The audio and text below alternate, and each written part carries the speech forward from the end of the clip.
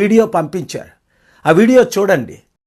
అతను ఒక తెల్లటి పావురు లాంటి వ్యక్తి, ఆ తెల్లటి మనసున్న వ్యక్తి. లైక్ ఇంకా నా కెరీర్ టేక్ ఆఫ్ అయిపోయినట్టే. ఫ్రెండ్స్ ఫ్రమ్ టుడే ఆన్వర్డ్స్ మీ అందరికి నేను బాగా విప్పి చూపిస్తాను. ఏంది ఇప్పి చూపిస్తావు? అదే నా కెరీర్ టేక్ ఆఫ్ అయిపోయినట్టే. I been waiting for this day for so long. ఎన్నో రోజులుగా వెయిట్ చేస్తున్నాను. ఏమా ఇలా చెప్తే థియేటర్లో క్లాప్స్ పడవు, చెప్పులు పడతాయి. ఇప్పుడు ఇది first press meet, first step in my career. మన హీరో దొరికేశాడయ్యా. I am so happy. You are so lucky. నాళ్ళు ఎక్కడ దాక్కున్నారు సార్?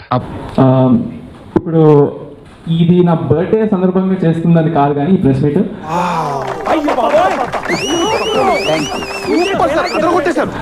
నా బర్త్డే ఉంది. సో యా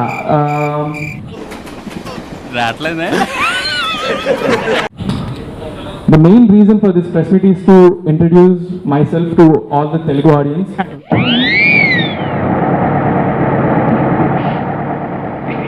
తెలుగు ప్రజలందరికీ నేను ఒకడిని ఉన్నాను, రాబోతున్నాను, టాలీవుడ్ లో ఉన్న వాళ్ళందరికీ తెలియాలని పెడుతుంది.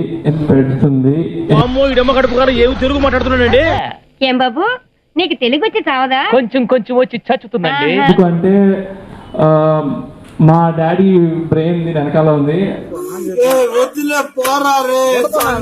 సో సినిమా రాగానే ఎవరు అబ్బాయి ఎందుకు వెళ్ళి చూడాలి అలా అనుకుంటారు. సో ఒకటి ఫస్ట్ ఫ్లాప్ పడినా లేదా రెండోది ఫ్లాప్ ఎక్కడైనా కొంచెం ఫస్ట్ రావడమే అంత కరెక్ట్ గా లేకపోతే మళ్ళీ దానికి చాలా పెద్ద తలనొప్పి. ఎందుకంటే నేను నాకు ఆప్షన్ కూడా లేదు లైఫ్ లో. ఈ డైలాగ్ అయ్యేటప్పుడు థియేటర్లో ఎవడ ఉండరా?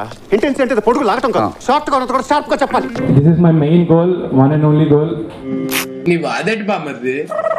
ఇంకా ఒక సినిమా కూడా చేయకుండానే 3 సినిమాలు అఫీషియల్ గా పక్కా జరగబోయే సినిమాలు ఇవి. చూసావు నాకు ఎలాంటి ఆఫర్స్ వస్తున్నాయో? పోయే కాలం వచ్చినప్పుడు అలాగే వస్తాయి.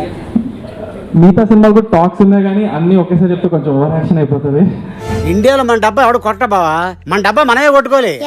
మీ Chandrahasa gonna be around for a while in this Tollywood. మీ దుంపలు మీరు ఎక్కడ తయారయ్యారా బాబు? నువ్వేం ఫిగర్ చేయకు, నేను పోయే లోపల నీకు ఫస్ట్ క్లాస్ తెలుగు నేర్పిస్తా. ఎక్కడికి పోయే లోపు నాకు తెలీదమ్మా.